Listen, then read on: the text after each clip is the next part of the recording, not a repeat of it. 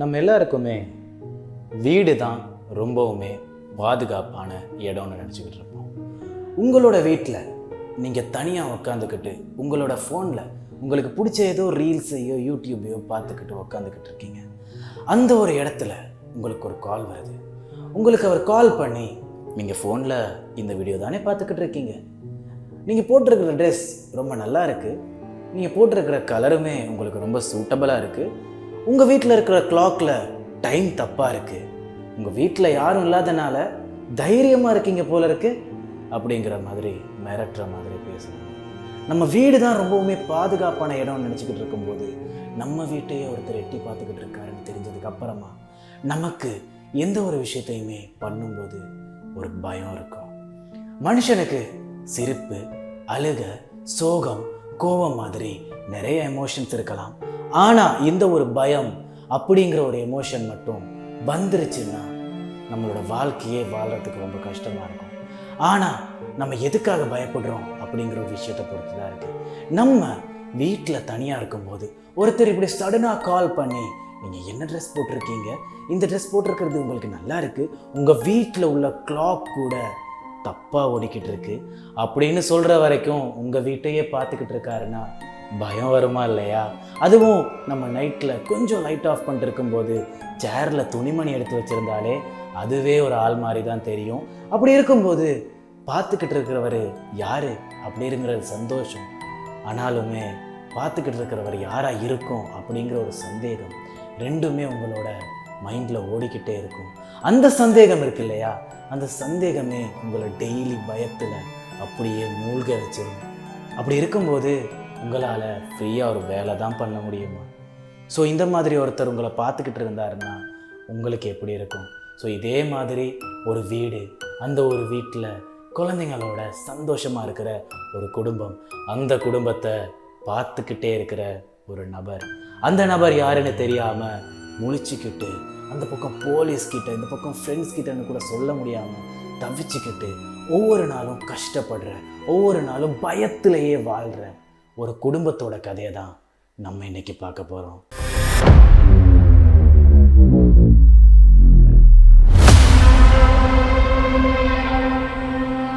நான் முன்னாடியே சொன்ன மாதிரி நம்ம வீட்டில் தனியாக இருக்கும்போது நம்ம என்ன பண்ணுறோம் அப்படிங்கிறத ஒருத்தர் கால் பண்ணியும் அப்படி இல்லைன்னா ஏதோ ஒரு விதத்தில் சொன்னாருன்னா நமக்கு ஒரு நிமிஷம் அள்ளு விட்டுரும் இல்லையா?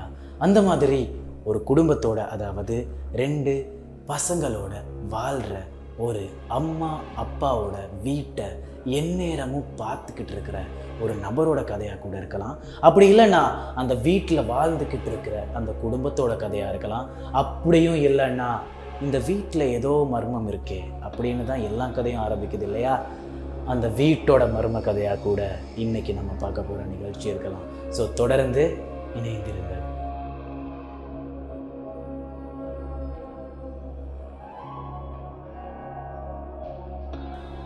2 பசங்க ஒரு பொண்ணுங்க சந்தோஷமாக வாழ்ந்துக்கிட்டு இருக்கிற ஒரு தாய் தந்தை அவங்களோட வீட்டில், அதாவது அவங்க இருந்த வீட்டில் இருந்து இன்னொரு வீட்டுக்கு மாறி போகலாம் அப்படின்னு நினைக்கும் போது அவங்க சம்பாதிச்சிட ஒவ்வொரு காசையும் குட்டி குட்டியாக சேர்த்து வச்சு அதுக்கப்புறமா நிறைய விஷயங்களை இழந்து பசி பட்னின்னு பார்க்காம ஒரு வீட்டை சந்தோஷமாக வாங்கி அந்த வீட்டுக்கு குடித்தனம் போகிறாங்க. அந்த ஒரு வீட்டுக்கு குடித்தனம் போகும்போது நடக்கிற ஒவ்வொரு விஷயமுமே அவங்களுக்கு ரொம்பவுமே சந்தோஷமாக இருக்குது. அதாவது நம்ம என்ன தான் ஒரு பழைய வீட்டில் தங்கியிருந்தாலும் இன்னொரு புது வீட்டுக்கு போகும்போது நமக்கு ஒரு சந்தோஷம் இருக்கும் இல்லையா?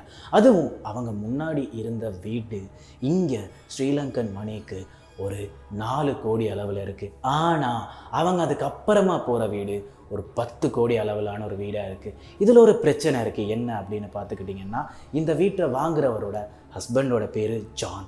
அவருக்கு அவரோட ஜாபில் ஒரு பெரிய ரோலோ அப்படி இல்லைன்னா அவரோட ஜாபில் ஒரு பெரிய சேலரியோ இன்கமோ கிடையாது. அப்படி இருக்கும்போது இவர் 4 கோடி வீட்டிலேருந்து 10 கோடி வீட்டுக்கு 2 வருஷத்தில் மாறி போகிறது ஒரு குட்டியான சந்தேகத்தை தான் ஏற்படுத்துது. நம்ம நாட்டில் அப்படிலாம் மாறி போயிட முடியுமா அப்படிங்கிற மாதிரி நிறைய சந்தேகம் உங்களுக்குள்ளே வந்திருந்தாலும் இவங்களுமே கூட அந்த ஒரு சந்தேகத்தை தவிர்த்துக்கிட்டு சந்தோஷமாக ஒரு வீட்டுக்கு போகிறாங்க. அந்த ஒரு வீட்டில் ஜான் மற்றும் டெரிக் அப்படிங்கிறவங்களோட ஃபேமிலி போயிட்டு தங்கினதுக்கு அப்புறமா ஒரு வாரத்தில் அவங்களுக்கு இந்த ஒரு சம்பவம் நடக்குது. நான் முன்னாடியே சொன்ன மாதிரி நீங்கள் வீட்டில் உட்காந்துக்கிட்டு இருக்கும்போது உங்களோட ஃபோனில் நீங்கள் இதெல்லாம் பண்ணிக்கிட்டு இருக்கீங்க அப்படிங்கிற மாதிரி ஒரு மெசேஜ் வந்துச்சுன்னா உங்களுக்கு எப்படி இருக்கும்? அதே மாதிரி இவங்களுக்குமே, அதாவது அவங்களோட வீட்டில் உள்ள மெயில் பாக்ஸுக்கு ஒரு மெயில் வருது. அந்த மெயில் என்ன அப்படிங்கிறது தான் அவங்களோட வாழ்க்கையோட அந்த ஒரு திருப்பமாகவே இருக்க போகுதுன்னு அவங்களுக்கு அந்த ஒரு மெயிலை எடுத்து ரீட் பண்ணும்போது தெரியலை. சந்தோஷமாக இருந்த ஒரு குடும்பத்தில் ஒரு மெயில் மூலியமாக அவங்களோட வாழ்க்கையே ரொம்ப புரட்டி போட்டுருச்சு, பயமாகவே வாழ வச்சிருச்சு அப்படிங்கிற மாதிரி ஒரு விஷயம் சொல்லியிருந்தோம். அப்படி அந்த மெயிலில் என்ன தான் இருந்துச்சு அப்படிங்கிறது தான் இன்னமுமே ஷாக்கான ஒரு விஷயமா இருக்குது. இது சாதாரணமாக இன்டர்நெட்டில் வந்த மெயிலோ வாட்ஸ்அப்பில் வந்த மெசேஜோ கிடையாது. அவங்களோட வீட்டில் வெளியே இருந்த அந்த ஒரு மெயில் பாக்ஸில், அதாவது லெட்டர் பாக்ஸில் வந்திருந்த ஒரு லெட்டராக தான் இந்த லெட்டர் இருக்குது. அதனாலே அவங்களுக்கு வீட்டு பக்கத்தில் இருக்க ஒருத்தரே பண்ணியிருப்பாரா, அப்படி இல்லைன்னா வெளியே இருக்க யாராச்சும் பண்ணியிருப்பாங்களா அப்படிங்கிற ஒரு சந்தேகத்தோடையே அந்த லெட்டரை எடுத்து வாசிக்க ஆரம்பிக்கிறாங்க. அந்த லெட்டரில் என்ன போட்டிருந்தது அப்படின்னு பார்த்துக்கிட்டிங்கன்னா, டியரஸ்ட் நியூ நெய்பர் அட் 657 பால்வுட், அதாவது அவங்களோட வீட்டோட நம்பர் 657 அப்படிங்கிறத தெரிஞ்சுக்கிட்ட அந்த ஒரு நபர் இவங்களோட வீட்டுக்கு ஃபஸ்ட்டு லெட்டர் அனுப்புகிறாரு. ஸோ டியர் நெய்பர் ஆஃப் 657 அப்படின்னு அன்பாக ஆரம்பிக்கிறாரு. ஆனால் என்ன சொல்ல வர்றாரு அப்படிங்கிறது தான் ரொம்பவுமே பயங்கரமான விஷயமா இருக்குது. Allow me to welcome you to the neighbourhood. என்னோட பக்கத்து வீட்டுக்காரராக இருக்கிறதுல நான் ரொம்ப சந்தோஷப்படுறேன், உங்களை வரவேற்கிறேன் அப்படிங்கிறாரு. 657 அப்படிங்கிற வீடு உங்களை ரொம்ப காலத்துக்கு அப்புறமா வரவேற்குது இன்னொரு குடும்பமா அப்படின்னு சொல்கிறாரு. I have been put in charge of வாட்சிங் and waiting for its second coming. இரண்டாவது வருகைக்காக நான் காத்துக்கிட்டு இருந்தேன் இந்த ஒரு வீட்டில் அப்படின்னு சொல்கிறாரு. அதாவது அவர் இதுக்கு முன்னாடி இருந்த குடும்பத்தை கூட பார்த்துக்கிட்டு இருந்திருக்காரு. My grandfather watch the house in the 90s 20s. அவரோட தாத்தா அவர்கள் 90s 20sல இந்த ஒரு வீட்டை பார்த்துக்கிட்டு இருந்திருக்காரு. அதுக்கப்புறமா my father have watch this house in 90s 60s. அதாவது 90s 60sல இவரோட அப்பா இந்த ஒரு வீட்டை பார்த்துக்கிட்டு இருந்திருக்காரு. இப்போ நான் பார்த்துக்கிறேன். Do you know what lies within the walls of 657? இந்த வீட்டில் உள்ள ஒவ்வொரு செவறுகள்லையும் என்ன மாதிரியான கதைகள் இருக்குன்னு உங்களுக்கு தெரியுமா? நான் வேணா சொல்லட்டா அப்படிங்கிற மாதிரி அந்த மெயிலில் மென்ஷன் பண்ணியிருக்கு. Why are you here? I will find out. நீங்கள் எதுக்காக இங்கே வந்திருக்கீங்க? நான் தெரிஞ்சுக்குவேன் அப்படிங்கிறப்பல, I see already that you have flooded 657 Ballwood with contractors so that you can destroy the house it was supposed to be. அப்படிங்கிற வரைக்கும் mention பண்ணியிருக்காரு. அதாவது எனக்கு இப்போவே பார்க்கக்கூடியதாக இருக்குது. நீங்கள் வீட்டில் அதாவது ஃப்ரெஷ் பிளட் 3 பேரை வச்சு நிரப்பிருக்கீங்க, அவங்கள பார்க்கும்போது ரொம்ப சந்தோஷமாக இருக்குது அப்படிங்கிற மாதிரி மென்ஷன் பண்ணியிருக்காரு. அதுக்கப்புறமா நீங்கள் பண்ணியிருக்கிறது ஒரு தப்பான செயல் அப்படிங்கிற மாதிரி போட்டிருக்காரு. You don't want to make 657 unhappy.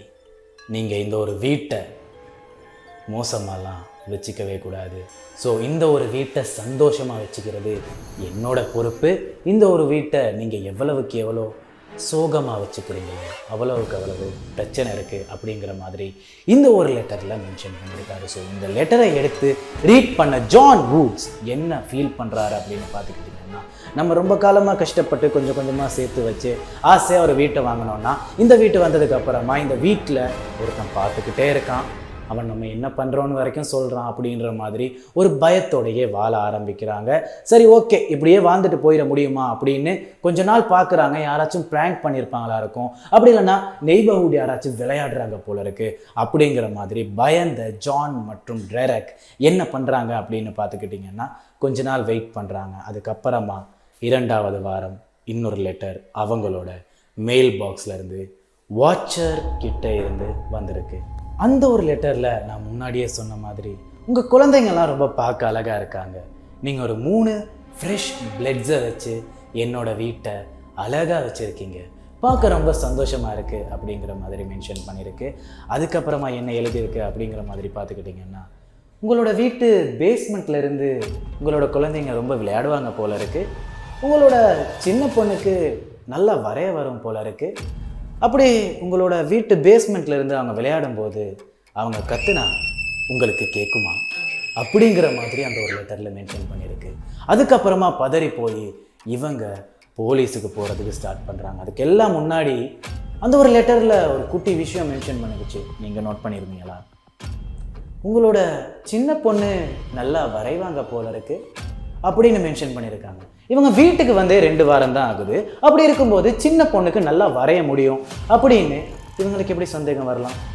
அதாவது எப்படி இவங்களுக்கு தோணலாம்? ஸோ அப்போ தான் இவங்க ஒரு விஷயத்து மேலே சந்தேகப்படுறாங்க. இந்த ஒரு வாட்சர் இந்த வீட்டில் இருந்து நம்மளை ஃபாலோ பண்ணல, நம்ம முன்னாடி இருந்த வீட்டில் இருந்தே ஃபாலோ பண்ணுறாங்க போல இருக்கு அப்படிங்கிற மாதிரி ஃபீல் பண்ண ஆரம்பிக்கிறாங்க, பயப்படுறாங்க. அப்போது அவங்களோட பழைய ஓனர் இருப்பாங்க இல்லையா, இந்த வீட்டை அவங்களுக்கு கொடுத்த அந்த ஒரு பழைய ஓனரை போயிட்டு மீட் பண்ணுறாங்க. அந்த பழைய ஓனர்கிட்ட ஹஸ்பண்ட் அண்ட் ஒய்ஃப் ஒருத்தர் தான், ஒரு வயசான ஜோடி தான் அங்கே இருக்காங்க. அவங்க கிட்ட கேட்குறாங்க, இந்த மாதிரி லெட்டர் உங்களுக்கு இதுக்கு முன்னாடி வந்திருக்கா அப்படிங்கிற மாதிரி கேட்கும்போது அந்த பாட்டி சொல்கிறாங்க, இல்லையே தம்பி, எனக்கு இந்த மாதிரி ஒரு லெட்டரும் வந்ததில்லை அப்படின்ற மாதிரி சொல்கிறாங்க. ஆனால் அந்த தாத்தா, ஒரு நிமிஷம், இந்த மாதிரி ஒரு லெட்டர் நான் எங்கேயோ பார்த்துருக்கேனே. அஃப்கோர்ஸ் எங்களுக்கு இந்த லெட்டர் வந்திருக்கு, ஆனால் ஏதோ ஒரு விஷயத்தினால நான் அந்த லெட்டரை அப்படியே மறந்துட்டேன், நான் அந்த லெட்டரை போய் பார்க்கல அப்படிங்கிற மாதிரி அவங்களுமே மென்ஷன் பண்ணுறாங்க. இந்த இடத்துல பதறி போன ஜான் மற்றும் டெரெக் போலீஸுக்கு போகிறாங்க. போலீஸில் ஃபர்ஸ்ட் லெட்டர் எடுத்து பார்த்ததும் இதில் எதுவும் பிரச்சனையா இல்லையே, யாராச்சும் ப்ராங்க் பண்ணியிருப்பாங்க, மேபி உங்களோட நெய்பர்ஹுட்ஸ் யாராச்சும் உங்களோட விளையாடுறாங்களா இருக்கும், நம்ம செக் பண்ணிக்கிறோம் அப்படிங்கிற மாதிரி கேர்லெஸ்ஸாக விட்டுடுறாங்க. ஆனால் ஜான் மற்றும் டெரெக்கிக்கோ மனசில் இருந்த பயம், அவங்களோட குழந்தைங்க, அவங்க ஆசாசையாக வாங்கின அந்த ஒரு வீடு அப்படிங்கிற மாதிரி ஒரு பயத்தை தூண்டிட்டு, ஸோ 2வது லெட்டரையும் எடுத்து ரீட் பண்ண ஆரம்பிக்கிறாங்க அந்த ஒரு போலீஸ். ஸோ அந்த ஒரு லெட்டரை ரீட் பண்ணதும் தான் அந்த ஒரு போலீஸுக்குமே கூட பயம் வர ஆரம்பிக்குது. ஏன்னா வீட்டில் இருக்கிற பேஸ்மெண்ட் வரைக்கும் எப்படி தெரிஞ்சிருக்கும், அந்த பேஸ்மெண்ட்டில் குழந்தைங்க விளையாடுறாங்க, கீழே இருந்து கத்துனா உங்களுக்கு கேட்குமா அப்படிங்கிற மாதிரி மென்ஷன் பண்ணியிருக்கு. அப்படி இருக்கும்போது எப்படி அதை கேர்லெஸ்ஸாக விட முடியும்? இது ஒரு கொலை முயற்சியாக கூட இருக்கலாம், ஒரு மிரட்டலாக கூட இருக்கலாம், ஒரு மர்டர் கேஸுக்கு கூட கொண்டு போகலாம். அப்படிங்கிறதுனால போலீஸுமே கூட பயப்பட ஆரம்பிக்கிறாங்க. அதுக்கப்புறமா அங்கே வந்து இன்ஸ்பெக்ஷன் பண்ணதில் எந்த ஒரு குழுவுமே சிக்கலை. என்னென்னா அவங்களோட லெட்டரில் ஒவ்வொரு க்ளூக்காக வெயிட் பண்ணுறாங்க, ஒரு டிஎன்ஏ டெஸ்டாச்சும் இருக்குமா அப்படிங்கிற அளவுக்கு அவங்க செக் பண்ண ஆரம்பிக்கிறாங்க. ஆனால் ஒரு குட்டியான க்ளூ கூட கிடைக்கல. அது ஒரு ப்ரீ பிளான்ட் க்ரைமாக அவங்க டிஸ்ட்ராக்ட் ஆகுறாங்க. அதுக்கப்புறமா கொஞ்ச நாள் பொறுத்து பார்க்கலாம் அப்படின்னு இருக்கும்போது 3rd வீக் இன்னொரு லெட்டர் வருது. அதே மாதிரி உங்களோட பேஸ்மெண்ட்டில் கத்துனா உங்களுக்கு சத்தம் கேட்குமா அப்படிங்கிற மாதிரி இன்னொரு லெட்டர் வருது. த வாட்சர் இஸ் ஸ்டில் வாட்சிங் யூ அப்படிங்கிற மாதிரி ஒரு லெட்டர் வருது. ஸோ இவங்களுக்கு இந்த ஒரு வீடும் வேணும், அவங்களோட குழந்தைங்களும் வேணும், அவங்களோட வாழ்க்கையும் வேணும் அப்படிங்கிற ஒரு தருணத்தில் இருக்கும்போது, சரி ஓகே, இந்த வீட்டினால தானே இவர பிரச்சனையும், வீட்டை வித்துடலாம் அப்படிங்கிற மாதிரி டிசைட் பண்ணுறாங்க. ஆனால் இங்கே ஒரு பிரச்சனை இருக்குது. யார் வாங்குவா இந்த வீட்டை? இது ஒரு நல்ல வீடு, சுற்றிக்கெல்லாம் கார்டன் இருக்குது, 6 பெட்ரூம் இருக்குது, செம்ம கம்ஃபர்டபுளாக இருக்கும். அது மட்டும் இல்லாமல் செம்ம கூலான ஒரு ஏரியா, நெய்பர்ஸ்லாம் நல்லா இருப்பாங்க. ஆனால் ஒரு விஷயம், வீட்டு வெளியே இருந்து ஒருத்தர் உங்களையே பார்த்துக்கிட்டு இருப்பார், அவர் என்ன வேணால் பண்ணலாம் அப்படிங்கிற மாதிரி ஒரு விஷயம் இருக்கும்போது யாராச்சும் இந்த வீட்டை வாங்குவாங்களா? ஸோ இந்த ஒரு வீட்டோட கதை எப்படி வெளியே வருது அப்படின்னு பார்த்துக்கிட்டிங்கன்னா, ஏதோ ஒரு போலீஸ்காரர் ஒரு ரிப்போர்ட்டர்கிட்ட சொல்லி அவர் ஒரு மேகசினில் இந்த வீட்டோட முழு கதையை சொல்ல ஆரம்பிக்கிறாரு. அதுக்கப்புறமா 2 வருஷங்கள் தாண்டி 2016 ஒரு ஃபேமிலி இந்த வீட்டை வந்து வாங்க ஆரம்பிக்கிறாங்க. அவங்க தைரியமாக வந்து வாங்குறது மட்டும் இல்லாமல், ஆனாலுமே அவங்க ஒரு அக்ரிமெண்ட் சைன் பண்ணுறாங்க. என்ன அப்படின்னு பார்த்துக்கிட்டிங்கன்னா, இந்த வீடை பற்றி எங்களுக்கு முழுசாக தெரியும், நான் தைரியமாக வாங்கிக்கிறேன், ஆனால் தப்பி தவறியாச்சு ஒரு லெட்டர் ஆச்சு வாட்சர்கிட்ட இருந்து நம்மளுக்கு வந்துச்சுன்னா நான் இந்த வீட்டை காலி பண்ணிடுவேன் அப்படிங்கிற மாதிரி சொல்கிறாங்க. ஓகே அப்படிங்கிற மாதிரி அக்ரிமெண்ட்டையும் சைன் பண்ணி இந்த ஒரு வீட்டை விற்க ஆரம்பிக்கிறாங்க. ஆனால் இந்த வாட்சர்கிட்ட இருந்து 1 வீக்கில் லெட்டர் வந்துடுது. அந்த ஒரு லெட்டர் வந்ததுக்கப்புறமா போலீஸ் எல்லாரும் இன்னும் கொஞ்சம் உஷாராயிட்டாங்க. அவங்களும் சும்மா விடாமல் சர்வைலன்ஸை அதிகப்படுத்துகிறாங்க. சிசிடிவி கூட வீட்டில் வைக்க ஆரம்பிக்கிறாங்க. ஆனால் இந்த சிசிடிவி வச்சது 3 பேருக்கு தான் தெரியும். ஒன்று போலீஸ், ஒன்று புது ஓனர்ஸ், இன்னொன்று ஜான் அண்ட் டெரெக், அதாவது பழைய ஓனர்ஸ். இந்த 3 பேருக்கு மட்டும்தான் இந்த ஒரு சர்வைலன்ஸ் கேமரா வந்தது தெரியும். ஆனால் இந்த ஒரு சர்வைலன்ஸ் கேமரா வச்சதுலேருந்தே 2 மாதமாக வாட்சர்கிட்ட இருந்து ஒரு லெட்டரும் வரலை. இந்த 3 பேருக்கு மட்டும்தான் தெரியும், ஆனால் ஒரு லெட்டரும் வரலன்னா எப்படி? கன்ஃபியூஸ் ஆகுது இல்லை? ஆனால் இந்த ஒரு கேஸை போலீஸ் அவ்வளோ ஈஸியாக விட்டுறல. அந்த ஒரு போலீஸுக்கு 3 பேர் மேலே கடுமையான சந்தேகம் இருந்துச்சு. அந்த 3 பேரை விசாரிக்க ஆரம்பிக்கிறாங்க. அதில் முதலாவது நபராக இருக்கிறது ஒரு கேமர். உங்களுக்கும் கேம் விளையாட பிடிக்குமா? அந்த ஒரு கேம் ரியல் லைஃப்லையும் பண்ணுறது நல்லா இருக்கும்ல, அந்த மாதிரி நினைக்கிற ஒரு கேமர் மேலே தான் போலீஸுக்கு ஃபஸ்ட்டு டவுட்டே வர ஆரம்பிக்குது. ஸோ இந்த ஒரு ஃபஸ்ட் டவுட் என்ன அப்படின்னு பார்த்துக்கிட்டிங்கன்னா, நான் சொன்ன மாதிரியே சிசிடிவிலாம் அப்ளை பண்ண மாதிரி போலீஸும் ஃபுல் டைம் சர்வைலன்ஸில் நிற்கிறாங்க. அப்படி சர்வைலன்ஸில் நிற்கும்போது ஒரு நாள் ஒரு கார் அந்த வீட்டு பக்கம் வந்து நிற்கிது. அந்த கார் கொஞ்ச நேரம் அங்கேயே வெயிட் பண்ணிவிட்டு அப்படியே கடந்து போயிடுது. இந்த காருக்கும் அந்த வீட்டில் உள்ளவங்களுக்கும் ஏதாச்சும் சம்மந்தம் இருக்குதா அப்படின்னு கேட்கும்போது அந்த வீட்டில் இருக்கவங்க சொன்னது என்ன அப்படின்னு பார்த்துக்கிட்டிங்கன்னா, எங்களுக்கு யாருன்னே தெரியாது அப்படின்னு கேட்குறாங்க. சரி, ஓகே, சிசிடிவியில் இந்த காரோட நம்பர் எங்கேயாச்சும் பதிஞ்சிருக்கும் அப்படின்னு தெரிஞ்சுக்கிட்ட போலீஸ் காரோட நம்பர் பிளேட்டை செக் பண்ணுறாங்க. அது யாரோட கார் அப்படிங்கிறதையும் தேடி பார்க்குறாங்க. அப்படி தேடி பார்க்கும்போது இது ஒரு பொண்ணோட காரு. அதுக்கப்புறமா அவங்களோட அட்ரஸை தேடி போயிட்டு அவங்க கிட்ட போலீஸ் கேள்வி கேட்க ஆரம்பிக்கிறாங்க. நீங்கள் இந்த ஒரு நாள் வீட்டில் தான் இருந்தீங்களா? உங்களோட கார் எப்படி அந்த ஒரு வீட்டு பக்கம் வந்துச்சு அப்படிங்கிற மாதிரி சொல்கிறாங்க. அதுக்கப்புறமா அந்த பெண்மணி ஒரு நிமிஷம் யோசிச்சுட்டு, இல்லை, நான் அந்த ஒரு நாள் வீட்டிலேருந்து வெளியவே போகலையே அப்படின்றாங்க. அதுக்கப்புறமா அவங்களோட அப்பார்ட்மெண்ட்டோட சர்வைலன்ஸ் கேமராஸையும் செக் பண்ணுறாங்க. செக் பண்ணும்போது தெரிய வர ஒரு விஷயந்தான், அவங்க வீட்டில் வெளியவே போகலை. இப்போ போலீஸுக்கு ஒரு நிமிஷம் கன்ஃபியூஸ் ஆகுது. அதுக்கப்புறம் கேட்குறாங்க, உங்களோட காரை வேறு யாராச்சும் கொண்டு போவாங்களா? என்னோட காரை என்னோட பாய் ஃப்ரெண்ட் அப்பப்போ எங்கேயாச்சும் கொண்டு போவான் அப்படிங்கிற மாதிரி கேர்ள் கிட்ட கேட்குறாங்க. பாய் ஃப்ரெண்டா? ஓகே அப்படிங்கிற மாதிரி செக் பண்ணுறாங்க. அதுக்கப்புறமா ஓகே, இந்த பெண்மணி மேலே எந்த சந்தேகமும் இல்லாதனால, அதுக்கு மேலே அவங்களால இன்வெஸ்டிகேட் பண்ண முடியாதனால அப்படியே அங்கேருந்து கடந்து வர்றாங்க. ஆனால் கடந்து வந்ததுக்கப்புறம் தான் ஒரு விஷயம் நடக்குது. அந்த பெண் போலீஸுக்கு கால் பண்ணுறாங்க. கால் பண்ணி, ஒரு நிமிஷம், இந்த பிரச்சனையெல்லாம் எங்கே நடந்துச்சுன்னு சொன்னீங்க? போலீஸ், வெஸ்ட்ஃபீல்டில் நடந்துச்சு. வெஸ்ட்ஃபீல்டா?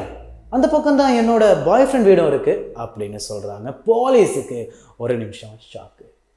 ஓகே, அந்த ஒரு இடத்துல போலீஸ் என்ன சொல்கிறாங்க அப்படின்னு பார்த்துக்கிட்டிங்கன்னா, உங்கள் பாய் ஃப்ரெண்டோட வீடு எங்கே இருக்குது அப்படின்னு எக்ஸாக்டாக கேட்கும்போது அந்த பெண் சொன்ன அட்ரஸ் 657க்கு 2 வீடு தள்ளி. ஸோ இதே மாதிரி தான் வாட்சர் அப்படின்னு ஒரு பேர் சொன்னீங்கல்ல, என்னோடய பாய் ஃப்ரெண்ட் மோஸ்ட்லி கேம்ஸ் தான் விளையாடுவான். அந்த கேம்ஸில் நான் வாட்சர் அப்படிங்கிற மாதிரியான ஒரு கேம் சிடி கூட பார்த்துருக்கேன். அந்த கேம் சிடி என்ன மாதிரி இருக்கும் அப்படின்னு போலீஸ் கேட்கும்போது, சுடுறது, கொல்றது, பயப்படுறது அப்படின்னே தான் இருக்கும் அப்படிங்கிற மாதிரி போலீஸ்கிட்ட இந்த ஒரு பெண்மணி சொல்ல ஆரம்பிக்கிறாங்க. ஸோ அவரை கூப்பிட்டு வந்து இன்வெஸ்டிகேட் பண்ண ஆரம்பிக்கிறாங்க. அவருமே கூட இல்லை அப்படிங்கிற மாதிரி தான் சொல்கிறாரு. ஆனால் இதில் ஒரு விஷயம் இருக்குது, அதுக்கு மேலே ஏதாச்சும் இன்வெஸ்டிகேட் பண்ணணும்னா ஒரு சாட்சி இருக்கணும். அவர் இந்த வீட்டு பக்கம் தான் இருக்கார், கேம் விளையாடுவார் அப்படிங்கிற ஒரு சாட்சியத்தை மட்டும் வச்சு இவர் மேலே நம்ம எந்த விதத்துலையும் சந்தேகப்பட முடியாது அப்படிங்கிறதுனால யாருமே வாரண்ட் கொடுக்கல. அதனால் அவரை அப்படியே விட்டுடுறாங்க.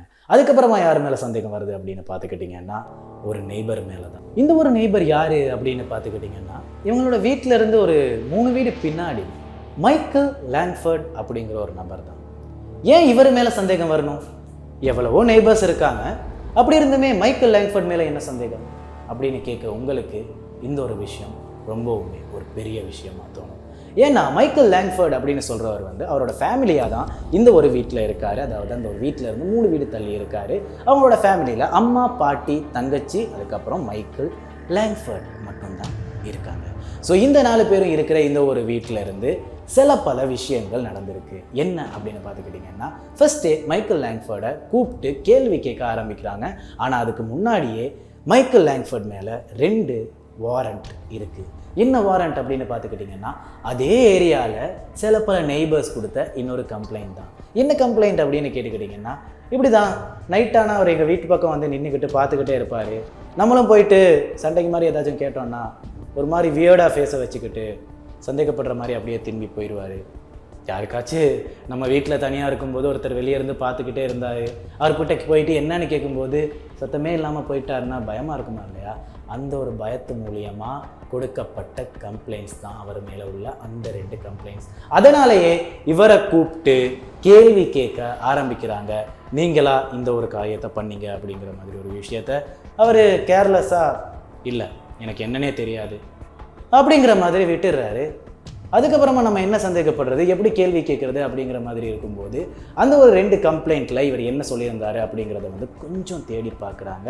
அந்த ஒரு இடத்துல என்ன தோணுது அப்படின்னு பார்த்துக்கிட்டிங்கன்னா, அவரோட கம்ப்ளைண்ட்டில் இறுதியாக எப்படி முடிஞ்சிருக்கு அப்படின்னு பார்த்துக்கிட்டிங்கன்னா, சாரி நான் பண்ணது தப்பு தான், இதுக்கு மேலே எப்படி நடக்காது அப்படிங்கிற மாதிரி கேர்லெஸ்ஸாக சொல்லிட்டு போயிருக்காரு. அதுக்கப்புறமா வீட்டாளுங்களை கூப்பிட்டு கேள்வி கேட்க ஆரம்பிச்சிருக்காங்க. ஆனால் அந்த ஒரு கேள்விக்குமே கூட வீட்டாளுங்க கரெக்டாக ஒரு பதில் சொல்ல, வியர்டா இல்லை எங்களுக்கு தெரியாது, நாங்கள் பண்ணலை, அவ்வளோதான் அப்படின்னு சொன்னதும் போலீஸுக்கு இதுக்கு மேலே நம்ம எப்படி கேள்வி கேட்குறது, எந்த ஒரு சாட்சியமுமே இல்லையே அப்படிங்கிற மாதிரி தோணுது.